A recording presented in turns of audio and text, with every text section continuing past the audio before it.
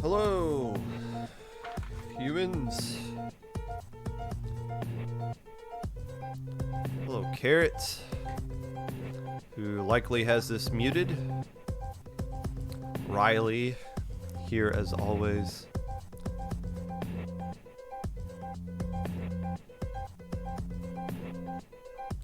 Brushstroke, here on a Tuesday. Magic's here before for the pre-show. Yeah, nothing really happens here. This is just the excuse I have to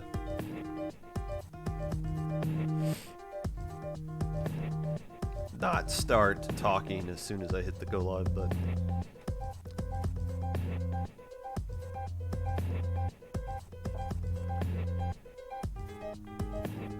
Hello, Ivy, Quartz. Whole day late? Yeah, kinda.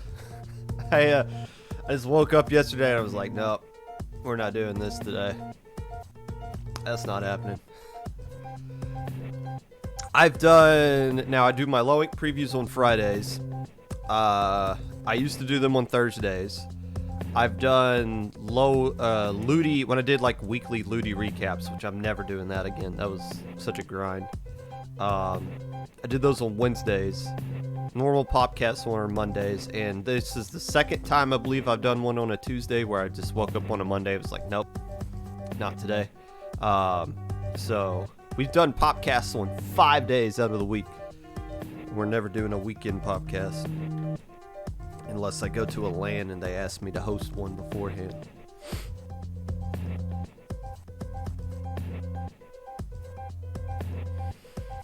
Singular brush, possible. In all honesty, I haven't even finished writing this episode yet. I got 7 minutes.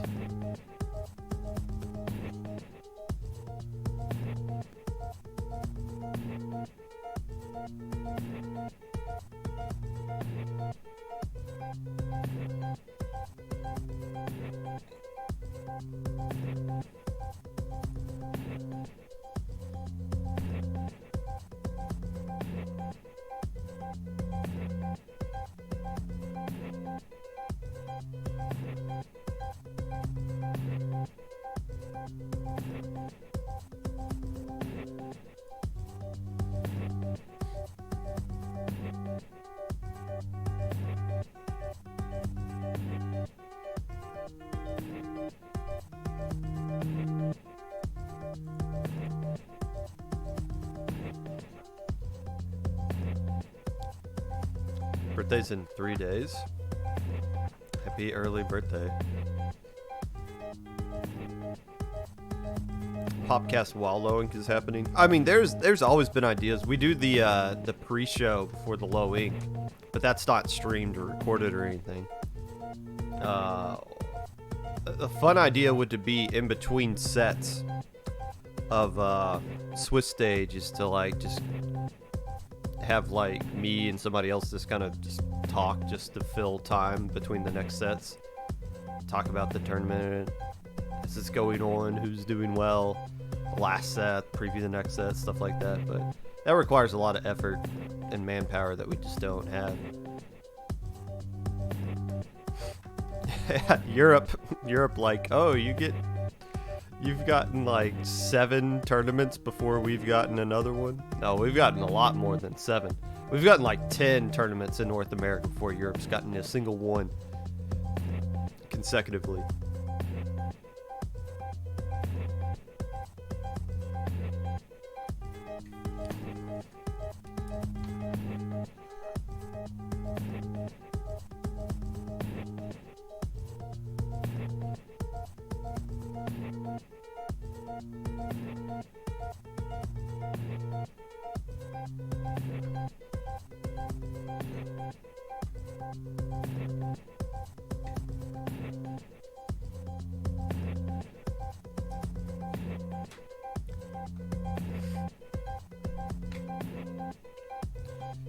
JPEG has created a bot that automatically, or not automatically, but makes it a lot easier to post clips, like highlights, instantly to Twitter. We've been using that sucker a lot more. Falco's doing a lot of stuff. If you listen to Falco's on the Popcast 5 episodes ago. He went a little bit in depth into stuff like that. If that's what you're... Well, I mean, you could also, Rush, you could just ask him straight up, I'm sure. But he did go a little in depth into stuff like that.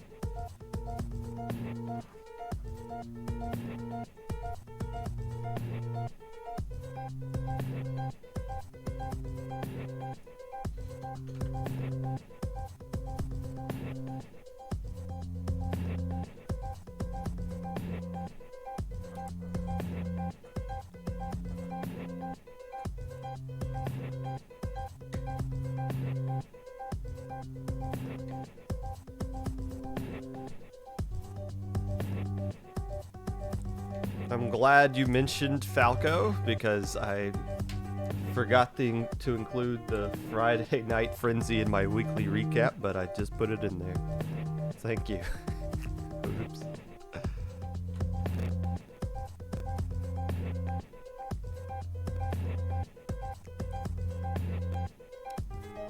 Also, I don't like that I was pronouncing it Macazaria, and they were pronouncing it something completely different. So which leads me to believe that it is not actually Macazaria. And I already forgot how they actually pronounced it on stream, so I'm screwed. We're screwed.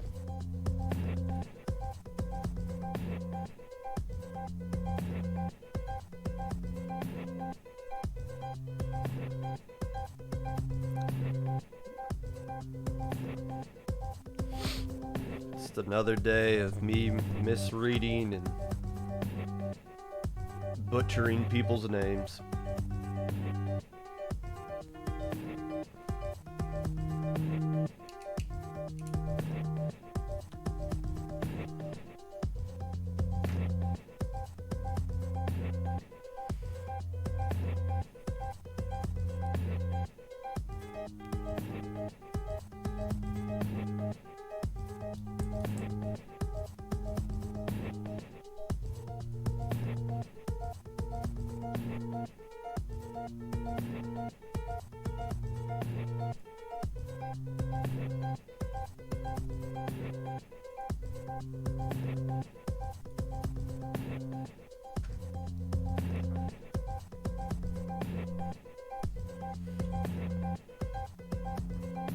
Mecha Hayada. See, there's like an X in there. And I know I'm trying to read it like an English word, and sometimes it's not. Like I ride is actually Irida. But it's like, dang. Dang. It's just one of those things until you hear how it's pronounced correctly, and then you just knock it into your head. That it just doesn't click.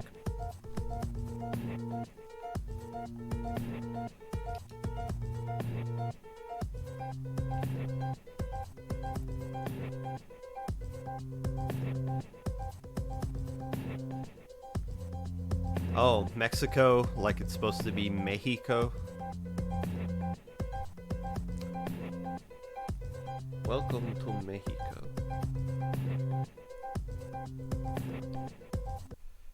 Alright. I can only look at the reflection of my ring light in my screen for so long.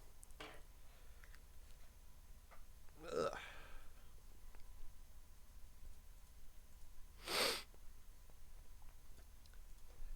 Hello, friends, and welcome back to the Popcast. Whenever you're listening to this, whether it be live or a VOD, Twitch or YouTube, or Spotify, while you're mastering the mechanics of Camp Triggerfish Splat Zones. Booking your flight to Low Tide City, which everyone is doing now that the CDC has immediately started lifting restrictions on stuff. Claiming the Splatoon scene will be dead in 5 years, while nobody in the Splatoon scene even knows who you are. Whatever it is that you're doing right now, I appreciate you taking the time out of your day to listen to this. Unless I don't. I was watching Summit this past weekend. I guess not yesterday, but the weekend 2 days ago with that, as I adjust my camera a little bit. And I'm just sitting here thinking, like, man, it'd be so cool if there was like a Splatoon Summit. Of course, there's no way that it can happen. A Summit is like what Smash Brothers does is so much easier with everything. Literally everything they do is so much easier because all you need is just one person to play against one person, not 4 people to play against 4 other people. With headsets, communication, and all that stuff. It's just, Splatoon itself is just such a hassle to set up in a in-person environment, whereas Smash Brothers, you just need a friend to show up to your house, and there you go. You're good to go. But man, it would be cool to see something like that. But I still enjoy... I don't play Smash Brothers at all. I don't even play it casually anymore. But I still enjoy watching some Summit action, even when I vaguely know what is going on or what the commentators are talking about, or especially when I watch Melee, I can't keep up with, like, they move so fast and the commentators see what's going on, and it's like an anime. Like, my power level isn't high enough for me to watch the action. It's just all happening so fast, and everyone around me is just like keeping up with it, and I just like, I can't. But regardless, I was just kind of pointing out I watched Summit. I watched a lot of Summit. Wife watched some of it too, and it was enjoyable to see. Cool if Splatoon could do something like that in the future, but we're way down the line. Well, I mean, we're not even going to last the next 5 years, so why am I even predicting this stuff? News of tournaments may be of interest to the casual listener of the Popcast. SQSS, the Squidboard tournament, is not taking place this upcoming weekend. Instead, it's been pushed back to April. Why is that? Because Nintendo just shows up and says they're going to take a couple of dates whenever they feel like it, because they just steamroll over the grassroots community that has been keeping their game alive in their place. They don't really pay attention, or maybe they don't care. I mean, I don't blame them. It's Nintendo. They can do whatever they want. But Squidboard's obviously having the move. It makes sense. I mean, you want to get as Squidboards is not like SAC where it's just a target market. Squidboards is targeting the entire scene. You want to get as many people into Squidboards as you can. And it's hard to do when half of them are off trying to win gaming chairs that are never going to get shipped to them. So Squidboard is going to be moved to April to dodge the Nintendo tournament that's coming up this weekend. That is this Friday and Saturday. It's like Friday night and then Saturday afternoon for NA. I honestly have not looked crazy much into it because my team was more interested in Squidboards than playing in the Nintendo one, but maybe we'll look more into that. So if you're interested in the Nintendo one, go ahead and do it. It's pretty much chased out everything else that was going on this weekend. So not saying don't support Nintendo. Look, Nintendo tournaments are important. We want Nintendo tournaments to do good. I understand that. We also want somebody who actually understands the competitive grassroots scene to just come in and have some sort of communication. That would be awesome. The scene would grow, but Nintendo's not smart enough to do something like that. Low Inc. is next weekend, the 19th and 20th. That has already been announced. You can register for that now. And if you are interested in playing in Low Inc. and you're listening to this, whether live or VOD, Twitch or YouTube, sign up for Low Inc. now. Like, you can go ahead and do that now. Don't be that guy. So many of you, despite all the warnings, try to be that guy. But don't. Be the good guy for a change. Look inside your heart and think about, what can I do to be a good guy? Signing up for Low Inc. today. That's what good guys do. Today, we're going to be recapping Minnow Cup. and talking about the low-level rankings that came out last week for the month of February. So many of you get caught up in it being something that it's like a running consecutive thing. No, it's just the month of February. Everything you've done in March doesn't count for it. No, Ledge Demon, you stop. No. If you've already won Low Ink, you are forever a permanent good guy. You don't have to prove it by signing up for Low Ink again. But first,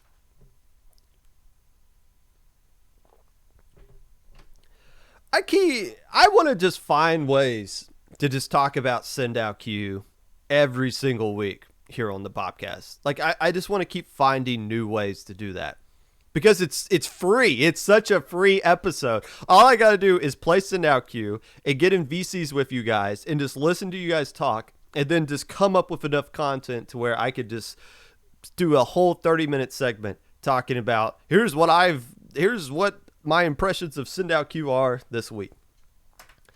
But something else kind of happened, and I like breaking news kind of happened, and I don't think any of you paid attention to it or saw it or maybe even have cared about it. Something that would have dominated a segment of the Popcast if this happened 4 or 5 weeks ago. But because of the sign of the times, the state of the world we're in, it kind of got overlooked. So what am I talking about here? At the end of the Minnow Cup tournament this past Saturday, the Mulloway Institute of Turfing announced that they are merging with Deep Sea Solutions, the draft server MIT, adding tournaments from Deep Sea Solutions. The Minnow Cup and Megalodon Cup also announced. Someone named Miss Popgun was named the head tournament organizer for the new and improved MIT. Miss Popgun. Wait, is that me?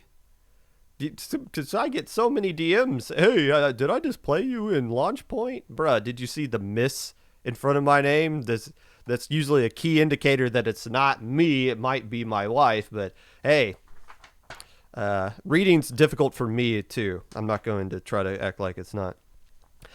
This is now tournaments merging together, organizations merging together. This is not a new concept, right?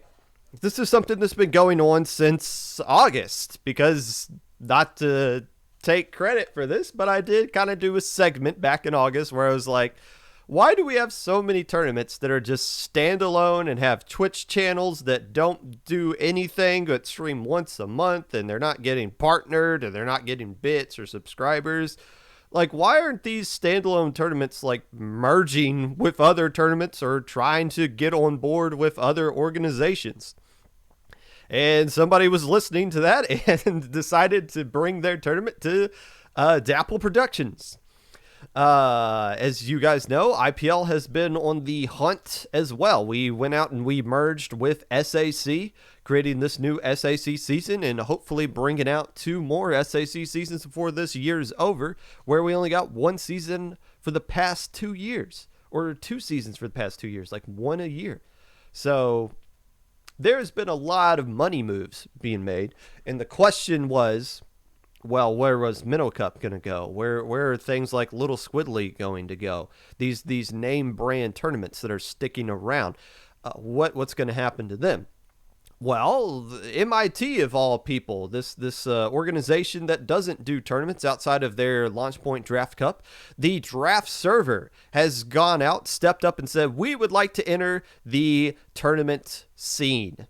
And they added some tournament, instead of creating new tournaments to try to compete against other things, they decided, what if we just put all our resources into a tournament that already exists? Minnow Cup. Hey, it's successful. It makes sense. It's our target market of our draft server anyways. It makes sense for them to go out and add something like Minnow Cup and bring in those staff, and they can get all those resources. Obviously, they also get Megalodon Cup, which has been really struggling to find its place in the scene. Megalodon Cup being the open invite version, the non-skill gap version of Minnow Cup, but it hasn't really taken off And I guess has anywhere near the success that Minnow Cup has had. But I mean, it makes sense. This merger between these two organizations makes a lot of sense, and it's going to help both improve going forward. Now the question kind of remains. There's a lot of question that goes along with this one. One thing I just want to kind of point out, just as like an open question, what's the last domino to fall now? I mean, you have like new tournaments that try to pop up and they just fade off into the night after running a few times. Things like the Will and Mystic, I believe, that was a good tournament. It got a lot of high level players that signed up for it.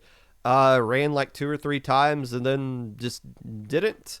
And then you got 4v4 Sundays, which is very, very successful whenever they run, but 4v4 Sundays run so inconsistently that and I don't think has a Twitch channel or just has like lets a random person just kind of stream it every now and then. So that's another one where it's like, man, why are these tournaments not trying to partner with somebody and grow themselves to the next level? And I always think, where would Squid Junction have been if they didn't go out and partner with Dapple Productions? Like if Squid Junction just tried to kick it on their own, would they still be a thing right now? Squid Junction being the premier North American monthly tournament, the North American monthly invite tournament. It's Squid Junction, right?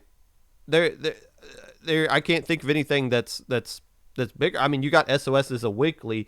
That's because it's on IPL is going to get more views and more players like that. But if for like a weekend tournament, it's Squid Junction dominates the scene. I don't think that would be the case if it wasn't for the fact that they partnered with Dapple Productions and kind of use their resources to improve themselves there. But yeah, LSL being the last, I think LSL's the last domino to fall here. And I would assume, considering they've been by themselves for so long now, and they've seen these other tournaments kind of get bought out by bigger organizations and partnering with them, that they might just keep going it alone. And they've tried a lot of things. LSL's tried a lot of new tournaments. You get the sense that they're going to try to grow themselves and become their own thing, like Deep Sea Solutions did.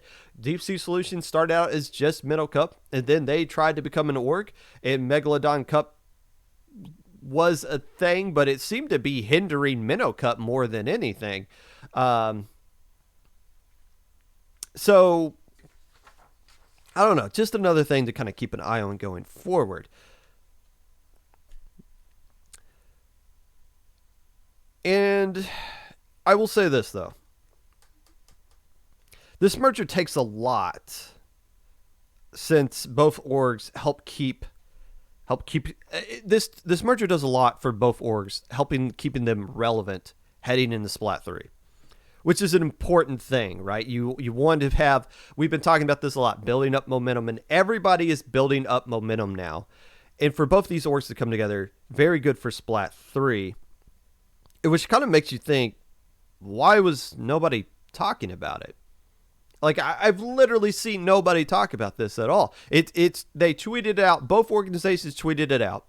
And it got some likes and retweets, but no comments, no quote retweets. One quote retweet came from like a staff member. That was it. Nobody really seemed to tweet about it either. Like my timeline. Honestly, if my wife wasn't involved in this, I would not have known this had even happened until I watched the stream, which I didn't watch it live, and go back and watch it when it's announced. Other than that, I would have no clue. I would have no clue this happened. This is kind of a major story. So why are people not talking about this? Why is this something that is not gaining a lot of traction on Twitter or anywhere, really? It has to tie into the main theme of the past couple of weeks, doesn't it? MIT, being a draft server, is noticing something that the rest of the draft servers are starting to notice. Everything besides Launchpoint. Everything that is not Launchpoint is noticing the same thing. Where'd everybody go? Where'd all the drafts go? Why is nobody signing up to do a midpoint draft or playing +3? What's going on here? The rise of Sindao Q, the greatest thing to happen to this scene in many, many moons, is having a negative effect on these draft servers, for better or for worse. And it makes a lot of sense. Look, if you are a mid-level player and your goal is eventually to get into +3, you would not really have an interest in playing in some of these other things, right? Like, your goal should be to play in Sindao Q, to play against actual +3, +2, or if you get the right kind of invite, you find yourself in a DivX scrim and you're just like, what the hell am I doing here? But this is really cool. It's just a much better idea if you're trying to improve as a mid-level player, right? Try to get yourself a little bit more recognition, get your name out there a little bit more, unless you're like me and you just use the info section as a way to meme. But I was in, for these draft servers, I was in a Sindao QVC last week, and two people were saying that I was playing with that they were trying to get into midpoint. And I said, why? Well, why would you want to get into midpoint?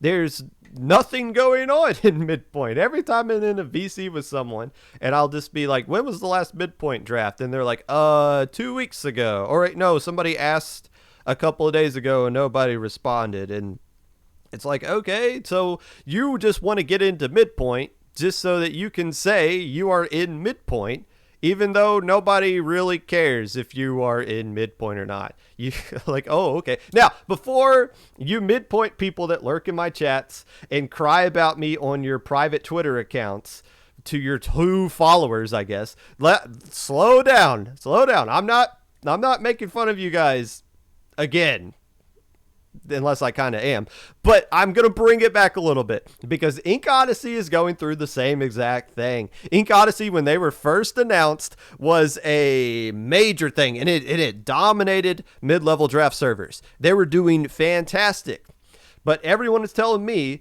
that the Ink Odyssey's draft server is just as dead, if not deader, than the midpoint one right now. It makes sense. Again, it makes sense. If you're in Ink Odyssey, your goal is to get into +3. So the best way to do that is not to play against people that aren't in +3. It's to go in the Sindao queue and play with and against people that are, to get your name out there, to help raise your clout and get more votes. Now, it also raises the question of, why do you want to be in +3? Because there's no point in being in the plus servers right now. Everyone, again, will tell you nothing is happening in the plus servers. Everyone's off playing Sindao Q. So if you want to get into +3, you are only doing it just to say you are in +3, which doesn't do anything for you if you're not actually going to practice there. So it's just kind of a pointless title at this point. If you go and play a tournament set, you don't get to start off with a 5-point lead because you're in +3. The other team doesn't have to stay and spawn for the first 10 seconds of the game because you're in midpoint and they're not. It doesn't do anything for you. It's a fugazi. It's not real. It's not tangible. Right now, everyone's just chasing Sindao points. And again, Launch Point is still doing just fine. Somebody was in chat last week saying, oh, Launch Point's dead. It's like, no, bro, you're not even in Launch Point. Of course you would know if they're dead or not. Fair enough, I'm not in Launch Point either. My wife says, so I got a little bit of a connection there. Launch Point's doing just fine. At least today, they're doing just fine. And it's mostly because you don't see a lot of low-level people playing in Sindao Q up to this point. And that doesn't surprise me. I kind of hit it on that a little bit last week, that if you're a low-level player, you're not going to be crazy interested in playing in lobbies that you're probably not ready for yet. It's not going to be until more low-level players are playing in Sindao Q that others are going to be interested in playing in it as well. You need that first group of people to kind of take that step into the deep end before the rest of their friends kind of jump in with them. And right now they're kind of stuck in their Launch Point server, which is just fine. I think that's just fine. But if you're a mid-level player, yeah, you're not crazy interested in something like this. So all the attention right now is on Sindao Q, which hurts MIT. It really does. If you're MIT and you're talking about doing this casual draft server going forward, and your new project, Ink Odyssey, just got announced, and it immediately gets crushed, that kind of sucks if you're MIT and Midpoint. Now, let me kind of clarify this, because this could easily come across as me being anti-Sendout Queue, and I'm not. If things need to be improved and built upon, then so be it. If somebody were to come out with a low ink that's better than our low ink, and it takes out my low ink, and I feel, I'm going to feel bad about that, but that's on me for falling asleep at the wheel and not being innovative enough to keep low ink up and up to where it just becomes this stale, dead thing that eventually someone else is just going to be like, look, you're not making the adjustments. We're going to do it better than you. And if everybody leaves us to play in that one, so be it. That's on me. Sendout Q just created a better draft system, and it's killing off these other ones. So be it. Now it's hilarious killing off the plus servers. Only Sendout can destroy Sendout. But here's the thing I want to point out. This is I did my predictions of what's going to happen with Sendout, how people are going to react to Sendout Q in the future. And this is the biggest one. And I didn't think about it at the time, but it's so true. This is the biggest one. If there's any prediction I made last week that is 100% going to come true, it's this one right here. Eventually, and I don't have a timetable for this, not next month or year or something like that, but this eventually will happen. Enough people are going to be tweeting out and speaking out against the Sendout Q, saying how everything was so much better before Sendout Q came into play. Man, everybody was doing scrims every single night, and now everybody's just chasing Sendout Q points, and it's just made the scene so much worse, and everything was just so much better before things came out. And it's like, okay, pause. No, but this is what we do in this scene, right? Revisionist history. We just keep rewriting in our heads that the old days used to be awesome and amazing, and instead we forget what it actually was. 2 weeks ago, this scene was crap. People were not doing scrims later at night, at least when my team was looking. People were playing the game less. That is not the case. If anybody were to sit here and tell you that scrims were happening nonstop before Sendout Q, you are full of snot and you're not actually paying attention. They were not. Sendout Q has increased traffic in the competitive scene tenfold. But because eventually everyone's going to turn against it, we know that people are going to look back at it and talk about the scene, how great the scene was beforehand when it wasn't. How I know this is going to happen? Look at every single meta. Look at every single meta. Everybody hates the current meta. And you know what they do? They talk about the last meta like they didn't somehow hate it then too.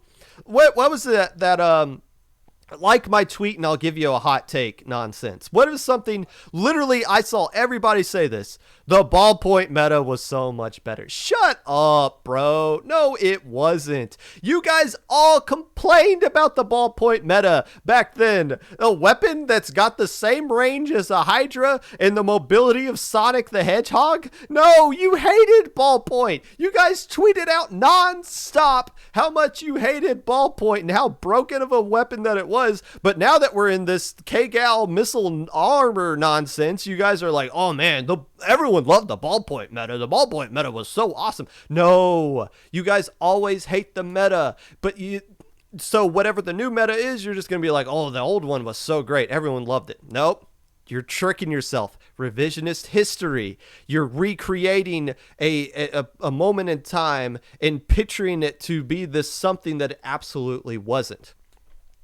It's like, so that's why I'm saying that people are eventually going to turn against Sendout Q and Sendout himself for no reason, for absolutely no reason. What's when Green Goblin's talking to Spider-Man and the Tobey Maguire one? It's like, despite everything you've done for them, eventually they will hate you. That's 100% going to happen here. It's 100% going to happen. You guys know it just as much as I do. So my point is with this. I thought if this was announced, this MIT Deep Sea Solution merger was announced 3 weeks ago, it'd get a lot more traction, a lot more buzz. And the fact that it's announced at this time where MIT is lost a lot of stock, if we were to put it in that kind of terms, if you had money in MIT, once SendIQ came out and you didn't invest in SendIQ, your stock in MIT plummeted, and you're like, dang, I should have sold a long time ago. So there's a lot of work that MIT needs to do, and it makes sense. This merger makes a whole lot of sense now, more so than when they were actually making the talks of the merger. MIT needs a jolt of life. So a tournament like Minnow Cup, and they need to figure out what to do with Megalodon. They really do, because Megalodon just came out and it hindered Minnow Cup. Minnow Cup was a monthly tournament that was running really great, and then it became a bi-monthly so that they could work in this tournament that not a lot of people were signing up for. They need to figure out what to do with that. But if they can get those working, and then they can grow from there, and then they got this one channel now. Instead of Minnow Cup running on Deep Sea Solutions, it's running on the MIT channel, and they got the Launch Point Draft Cup, and then they add in the casual thing. This tournament organization could become something really strong. I was ready to announce, as I obviously got inside sources here because I'm married to someone. I knew this was coming. And I was ready to announce that day one of this announcement, MIT was going to become the second biggest organization. Their stock was going to be that high. They were going to be the second biggest organization, overtaking Deep Sea Solutions. But now with the SendIQ thing, this is good, and I'm not going to sit here and rank them, but Deep Sea, but Dapple Productions still the number 2 dog in this community safely. MIT's just got a lot of work to do here, but again, this is a step in the right direction. We'll be keeping an eye on this going forward, because there, like I said, there's a lot of work that needs to be done here. But again, it's a lot easier to do things when you have combined resources. This is why merging with orgs or other tournaments is a good thing, because there's a lot of resources here that they have to work with, and they got a lot of stuff they need to figure out.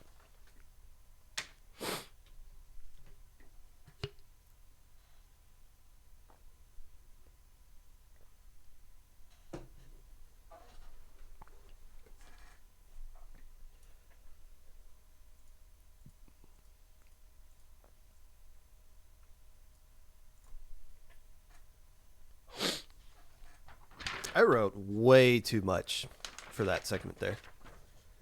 Way too much. And I didn't do a good job of organizing it. Sometimes I would like draw arrows to like, oh, I wrote that out of order. I want to go back and talk about this first. But hey, we got through that. Let's see if we can get through the weekly recap.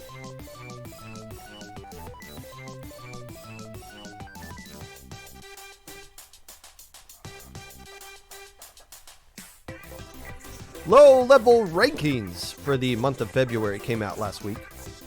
Interesting tie coming out between first place and second place. There is no third place team or fourth place team. There's a tie at first and a tie at second. The teams that are tying for first place, of course, let's all say it together. The team that finished in second place of the last low link, Kraken United.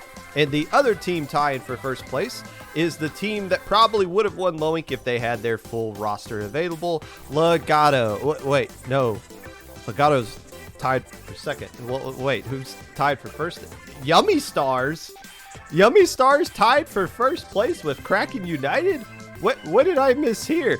I looked back. Now, again, this is just the month of February, and the only criteria was Little Squid League, Low Ink, and I guess Minnow Cup happened. So there wasn't like a lot of things that you could kind of look at there, and I was like, what did I miss here with the Yummy Stars? Yeah, they finished. They won Beta Bracket after winning Gamma Bracket the month before. They are a good team, but better than Ocean 7, Legato, and My Lag Paradise? I think there's something I'm missing here for them to be tied with the team that finished in second place, correct? I did. I might be sleeping on the Yummy Stars, or the You May Stars. You Me Stars. Because something, they did something last month that I totally missed. Of course, the team Legato not having second place outright.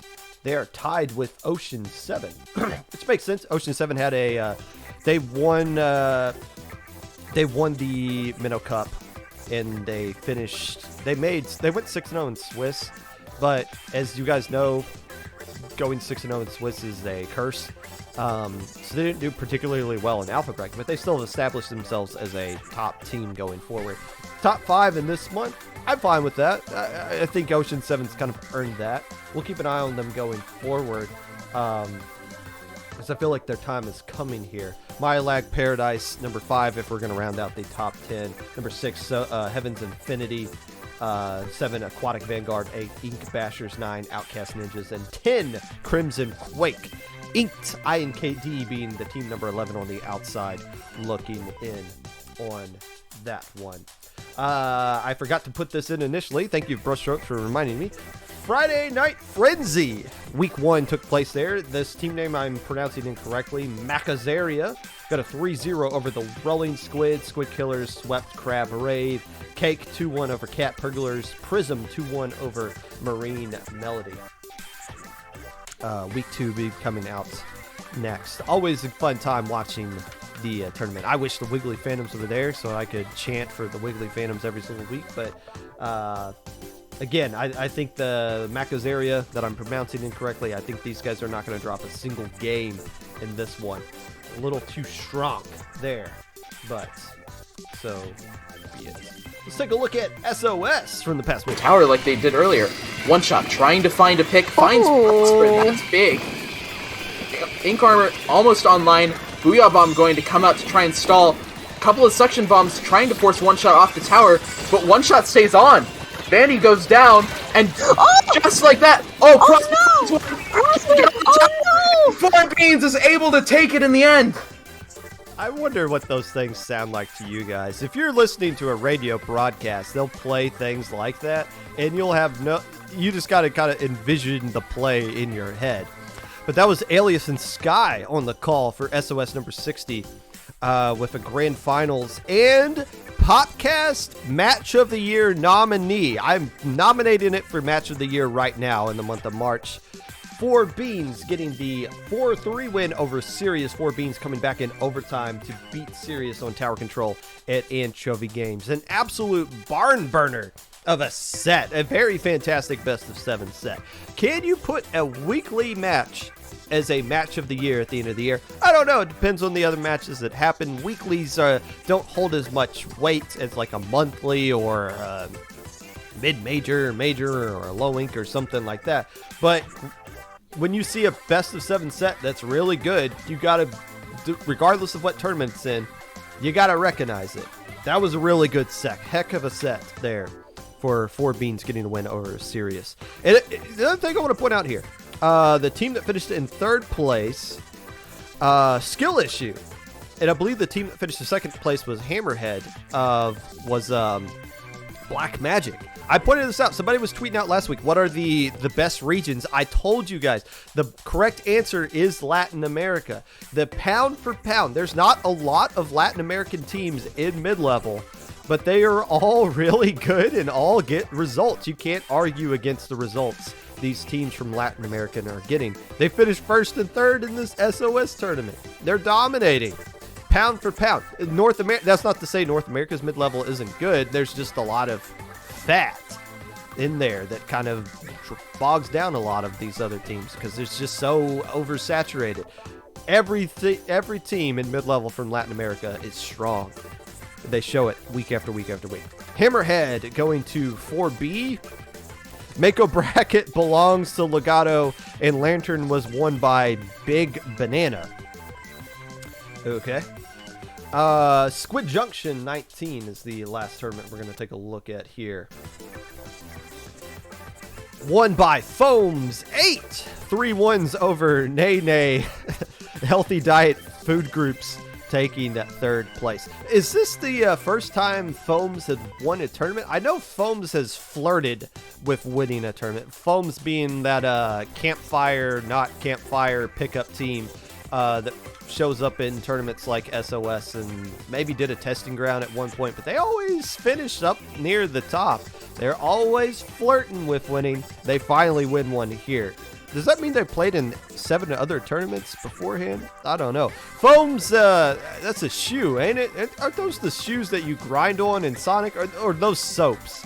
I forget what they are. Regardless, 25 teams played in this tournament that I just said was the best weekly or monthly tournament for North America. A lot of names who've been grinding in Sindao Q were playing in the top 3 here. Names look a lot more recognizable to me now that I see you guys in Sindao Q. And that was your weekly recap. Sponsored by my tax returns, which I have done before April for the first time in the history of PopCon. You know, I initially filled out my tax returns and it said I owed like $15,000 to the government. And then I realized I missed a zero here and there and I actually get a refund. So I was like, okay, my life is over. And then I just I put it in correctly and found out that I get to continue going on for another year. So my tax returns, the official sponsor of this week's weekly recap.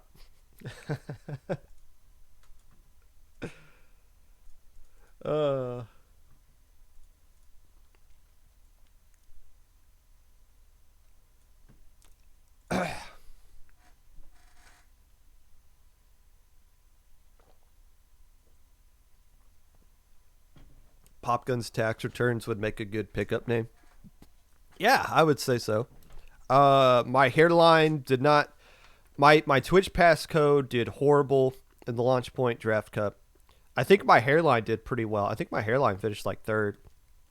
And then my low ink top 10 list made top cut or something like that. But my tax returns, when I do them correctly, they would win. They would win a Launch Point Draft Cup, hands down. However, I have banned everybody from using my name in a tournament unless I think you're good enough to use it. We're only going to have winners here. The JPEG team made Alpha Bracket. The Popgun team made Beta Bracket. That sticks in my craw. Only Popgun teams are going to win going forward.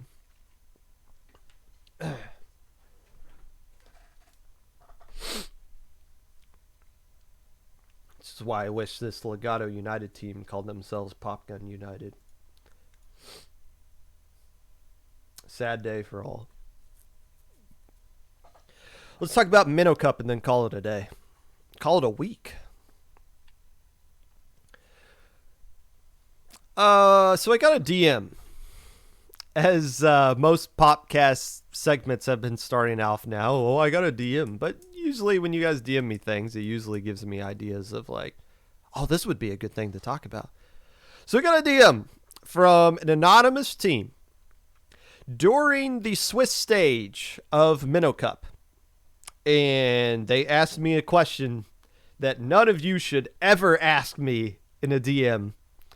Or any member, any TO in general. You should never DM them a question that should be in a help desk. That's so annoying, infuriating, and kind of like a disrespect of like my personal time. To think that I'm going to answer a question to you privately in a setting that isn't really designed to be answering questions that the public should probably have.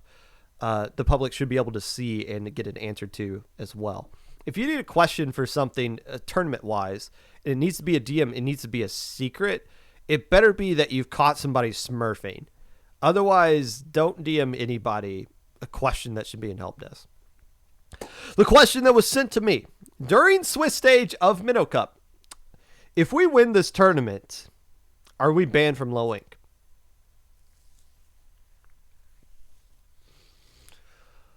Oh, it's so much of that annoys me. It's because it's this idea of like, if you're playing this tournament in Minnow Cup, where's your mind at? Like, are you focused on, oh, we could win this Minnow Cup. It's going to be awesome. This is going to be great. But if during the tournament your mindset is, oh, what if we win this one and we're banned from low ink? Like why is that even in your mindset? And now, I'm not accusing this team of, no, I didn't answer that question. The excuse they used was like, well, Persistence got banned from winning Minnow Cup. And it's like, no. That is 100% not true. Was it a factor in why Persistence got banned from Minnow Cup? Yeah, absolutely. Or from low ink? Yeah, it absolutely did. It absolutely was a factor. But if you listen back to the episode of the Popcast, I said that was just kind of the cherry on top to what Persistence has done. Persistence at that time had already shown enough to where it was enough questionable if they were going to be in low ink or not next time. And I hate to use them as the example, but if you guys are going to use them as an example, I'm going to point out and explain why sometimes things I say got twisted and misinterpreted to different meanings to where it's like, oh, well, Pop Gun said Persistence got banned because they won Minnow Cup. That is not true, guys. Look at Ocean 7. They won the most recent Minnow Cup, and there was zero conversation about if they were going to be banned or not. It's a case-by-case basis. But if you guys want to take things I say as a direct correlation to mean something else, it's frustrating. It's frustrating. That's why I try to be as clear as possible when I say things here on the podcast, and why I do encourage you guys to DM me if you think I said something out of context. But if in the middle of the tournament your mindset is winning this tournament's going to ban us from low ink, like, why is that something that's even on your radar? Like, that shows that you're not truly invested in winning a tournament like this. And again, I'm not going to say what team it was that sent me that, so don't kind of question that. It's not something that should be debated who it was or not, but it's just something I want to speak out about in general, because it's just a frustrating thought that people would have, that it would just be going through your mind. I want you guys to just live in the moment, because you don't know when your next low ink is going to be, when your last one is going to be. Nobody's guaranteed a next low ink, unless you just dodge every single tournament and only play in low ink. Then yeah, you're likely going to get a next one until we get tired of you and kick you out. But you shouldn't be, and I'm not blaming this team for doing this, but I do question if some teams do skip out on certain tournaments just to keep their low ink eligibility, which is fine if you do, but you see teams that keep grinding and keep going. A team like Legato, who said, we're done with low ink and we're going to, well, they played Minnow Cup, but Minnow Cup's not low ink. You guys get that, right? It's not the same tournament. It's not even the same org. But Legato being like, hey, we're going to just move on to mid-level and start grinding. You're going to see Legato really start to take off, because they're not going to limit themselves to stay eligible for low ink. Legato's really going to take off. Then countless other examples. You can look at some of the Div 4 teams we kicked out doing the same kind of thing. The tournament itself, though, mostly chalk. If you were to do a Minnow Cup top 10, you could probably accurately predict the top cut here, aside from a few teams who you might have missed because you might not have recognized them, but I'll explain who those teams are in a second. Before we get to those teams, though, and we start talking about top cut, there's one thing I want to mention. The few teams who didn't make top cut, who deserve a little bit of recognition anyways, or maybe they don't deserve recognition, but I want to talk about them. That's kind of how the podcast works here. 3 teams. First off, the Yume Stars dropped from this tournament, which sucks, because after tying in first place in the February low level rankings, you kind of assumed there'd be a lot of eyeballs on them. It'd be like, oh, okay, what are you guys going to do going forward here? Ended up having to drop, which kind of sucks. I would have really loved to see the Yummy Stars. And again, they're going to be a good team going forward, and you don't really care, like, I mean, you kind of care about winning a Minnow Cup, but you also keep in mind, and I say this every time I talk about a Minnow Cup, it's just one mode. It's just Rainmaker this time around. So exclusively Rainmaker, scary mode. I believe the last time Rainmaker was played, a Australian team won, not lowest, but a different set of players from Australia won it, which makes sense. But still, you would have liked to see Human Stars play this one all the way out, but unfortunately had to drop for whatever reason. Shiver Me Inklings are here, and this is where it's going to be really confusing going forward, because we just had the Shiver Me Feeders win Low Ink, right? And what are the Shiver Me Inklings doing? Well, one thing I kind of pointed out, Shiver Me Feeders was players from Shiver Me Inklings and literally feeding combined together, but you still got players that didn't play on those in that Shiver Me Feeder roster at all that are still on both teams that are not banned. So like I know some players announced from literally feeding that they were forming a new team of players that didn't play in that team that won Low Ink, and obviously the Shiver Me Inklings have their roster as well, but the Shiver Me Inklings roster for these low level tournaments is going to be really funky. It's going to be really funky because they're missing a couple of key players that are just perma banned from everything they want to do there. So Shiver Me Inklings, if you're wondering why they were here, that's why. Not all of their roster is banned. And again, Minnow Cup can ban or unban whoever they feel like. Again, it's a completely different tournament for Low Ink. But I think they've had this policy of, if you've won Low Ink, we're not going to let you into a Minnow Cup. They did the... it's kind of awkward timing because sometimes they're like before Low Ink on the month or after Low Ink on the month. So like sometimes, like when there was the Div 4 thing, where Low Ink let in Div 4 teams one last time before we kicked them out the door. And... Minnow Cup happened after that Low Ink on the same month, and they did the same thing. So you had a bunch of teams that we banned from Low Ink at the end of that tournament that played in that Minnow Cup right after it. And it was like, whoa, wait, what? Well, Low Ink did? No. Low Ink can do whatever the heck they want, and Minnow Cup can do whatever they want. It's not the same thing. Why you guys try to make that connection automatically between the two, I'm sure is frustrating for both organizations. But I did want to point out Shiver Me Inklings. They are still a team, and I guess we could see them in Low Ink. It's just not going to be the same. They're going to be missing some key players there going forward. And finally, Hidden Radiance of the Twilight. What? Hidden Radiance of the Twilight? Didn't that team disband a long time ago? And also, weren't they worse than Hidden Radiance of the Dawn? What's going on here? So there's another Hidden Radiance Twilight team, and now all of a sudden they're better than Hidden Radiance of the Dawn because they beat them 3-0 in the Swiss stage and finished 10th. Barely missed top cut here. Hidden Radiance of the Twilight was tied with opponent win percentage of the team that finished in 9th place. They weren't tied with personal win percentage. That'd be the tiebreaker. But they went 3-2. If they just had a little bit better opponent win percentage, they're in top cut. What? What is going on here? I don't understand how these Hidden Radiance teams just pop up and then vanish into the night, and then they come back even more powerful than ever before. They must have been in like a hyperbolic time chamber for a little bit and came out a completely different animal there. We'll keep an eye on Hidden Radiance of the Twilight.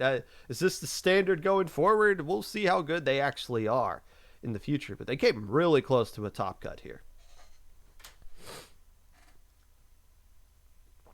Yes, that makes sense. That was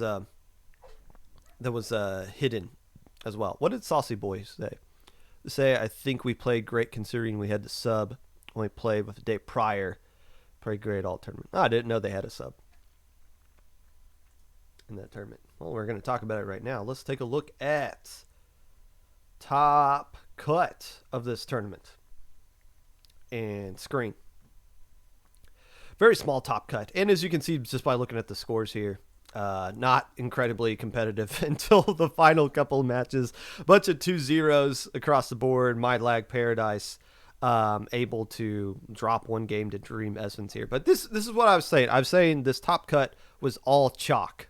As in, you could have predicted some of these teams being up here. There's 2 names you're not going to recognize. Well, 3 if you are part of this 7 Rainmaker hater team. This is Ocean 7. Stop changing your name, you little You little chicken tenders. Just go with Ocean 7. I legit didn't know who 7 Rainmaker haters were until I clicked on their name and I was like, oh, it's just these guys again. Maybe that's just me going forward. But come on, Ocean 7. Just go by Ocean 7. Get you some clout here, which Ink did by beating them. But the two teams you guys don't recognize, possibly, Hardcore Noobs and Dream Essence. Now, if you are ITAP, you know full well who the Hardcore Noobs are, because this team beat ITAP in Little Squid League 6. That sounds like a long, long time ago, because it was. That was September of 2020, I believe, when that one took place. The Hardcore Noobs winning Little Squid League way, way back in the day. And then we haven't really seen them much, but Hardcore Noobs have been playing Splatoon long before. They're one of the oldest teams in this scene, regardless of skill level. You guys probably haven't heard of them because they were one of the more vocal teams speaking out against low ink going to the 2-day system long ago. I think they've played in maybe one of the low inks when in the 2-day era, but they really were not fans of the transition. And so be it. You know, a lot of people, some people weren't. Most people like it now, and it is what it is today. But that's why you haven't really seen the Hardcore Noobs. And they're Europe. What is DE? Is that, I don't know what region that is, but I feel like they're pretty far east into Europe. So like their time zone, like for them to play in a low ink, even for Europe, would have been really, really late start time for them. So that's Germany. Yeah, German teams, it's really hard to play. If you're like far into the east of Europe, it's hard to stay up late enough to play low ink 2 days in a row, unless you're Lois and you play low ink literally on Monday morning while the sun is rising. Crazy enough, but still, I understand their kind of frustration with that. But again, these guys are good. It doesn't surprise me they made top cut. And you might see them in a tournament here or there. Take them seriously. These guys are good. They're super old in this scene. You just don't see them a lot because it's just difficult for them to play in tournaments to start this late for them. The other team that you guys aren't going to recognize, Dream Essence. I don't know who they are either. They took a game off of not your, but my Lag Paradise. But I just briefly looked into like their Battlefight history. They did. All these players have played in low ink in the past couple of months, not for this team Dream Essence, but these players are experienced. Since I didn't know what team they played with low ink, I couldn't like look up like where each player individually landed. So I know somebody's saying a former captain of Ink Bashers. Okay, that kind of explains why they made top cut. I would assume Ink Bashers obviously a strong team that made top cut in their own right. But we'll keep an eye on Dream Essence. I hope this is an actual team, not just a pickup, but that's the only other team you're probably not going to recognize from this group. Everybody else, I mean, if you were to say Legato United was going to play Access Denied in Grand Finals, yeah, of course, you would assume that would happen. Looking at the teams that signed up here. My Lag Paradise versus Inked in the third place match. That makes a lot of sense. No surprises. There's absolutely no surprises here. You could have made the case that like Up the Ante and Squid Killers would be like some traditional teams that you would put here in this top cut here. But again, you kind of factor in Hardcore Noobs playing and Dream Essence, as we're going to find out more about them in the coming tournaments that they play, and this top cut makes a lot of sense. Looking at the third place match, My Lag Paradise, I told you guys they're legit. I said they were legit. They are the future of low ink. I said they proved enough to me when I commentated them in their loss to Kraken United in low ink last month that they are the real deal. Finished third place here, knocking off a team like Inked in a Rainmaker-only tournament, Popgun. Who cares? Results are results. It's not... yeah, is it watered down a little bit? Yes, but still, results are results. Results are fact. My Lag Paradise getting some hardware here. Definitely, yeah, probably a top 5 team. I don't want to like say that now and then I go back and do a top 10 and they're not in the top 5, but they're looking like a top 5 team right now. They really are. Inked kind of getting a little bit of keeping themselves relevant as well. They're one of those teams that's just kind of floating around. They're relevant. They're getting 6-0 results in low ink. They're making top cuts consistently. And obviously taking care of Ocean 7 here, who clearly hates Rainmaker, but still, Inked does a lot here to kind of keep their standing as one of the topper-ish teams in mid-level. Where's Inked ranked? Inked ranked number 11 with what they did in February. Maybe feel like they got a little bit to prove. They're definitely above a number 11 standing, and I think they're going to finish well above number 11 on the March rankings, which I don't think are coming out. I think they're taking a month off from that. Grand finals here. Again, this is what you would expect to happen. Access denied, taking low ink off last month, so they're not on the top 10 list because of that, because they didn't play in enough tournaments to play in February or to make February's top 10 list. But if you factor them back into the equation, you're like, oh yeah, these guys are a threat to win every tournament that they play in. I don't think they've won a tournament yet, but they've been so threatening to do it. And as Saucy Boy pointed out in chat, they had a sub this time around. But this Legato United team, obviously it's Legato and Kraken United, two teams that are at the pinnacle of low level. Legato kind of saying they're moving on from low ink, and Kraken United finishing in second place.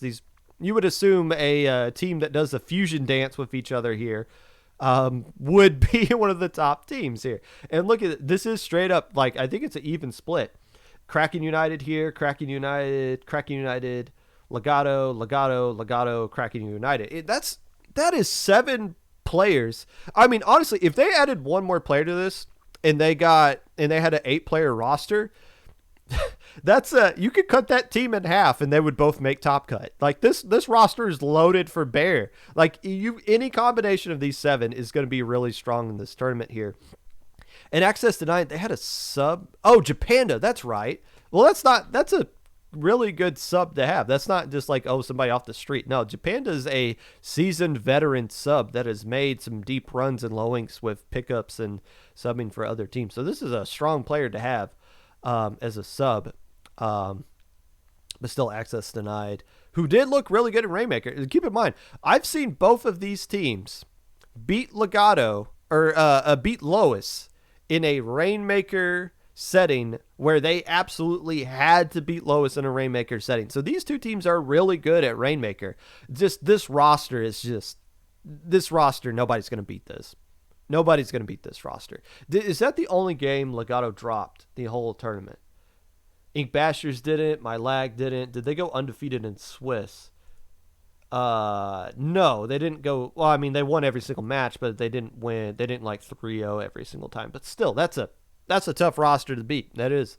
So what's going forward with these teams? I don't know. I mean, Legato announced that they're done with low ink. That doesn't mean that they can't sign up for the next one, or that this Kraken Legato team can't sign up.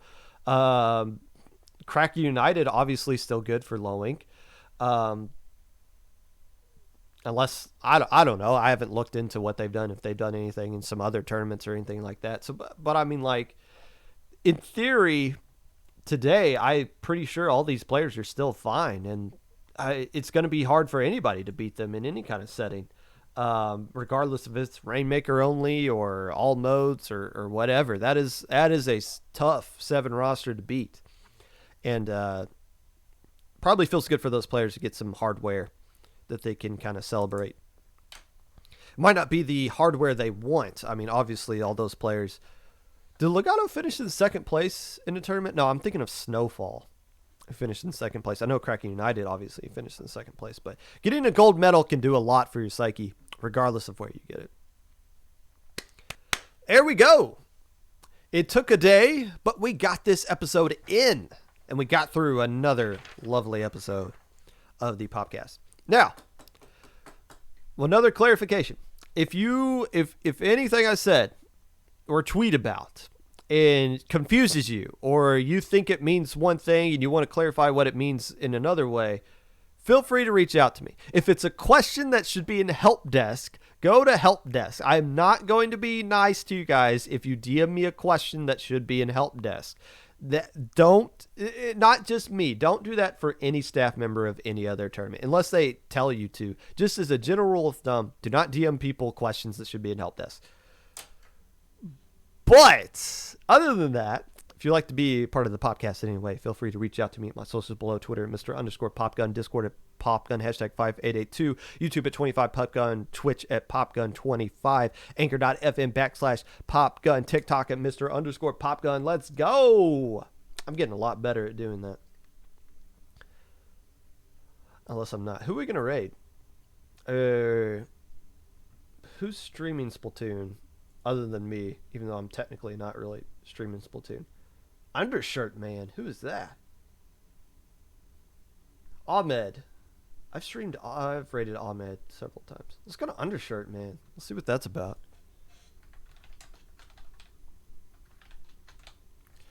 Enjoy the rest of the week. Enjoy the Nintendo tournament. Invalid username. Oh, I completely mistyped that. I missed the R. Okay. Enjoy.